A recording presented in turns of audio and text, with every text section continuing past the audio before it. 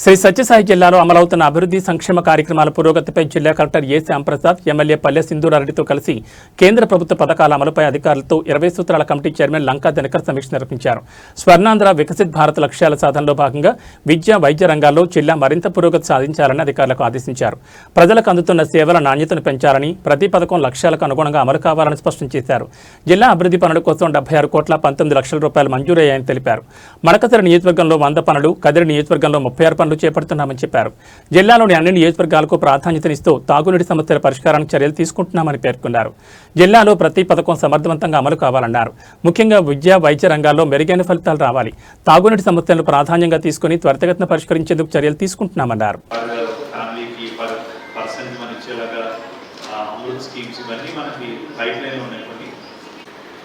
ఈ PM ధనధాన్య కృషి యోజన రావడానికి ముందు 26 జిల్లాల్లో రివ్యూ బాగానే ఉన్నాయి. బట్ ఈ JJMలో కానీ ముందుగా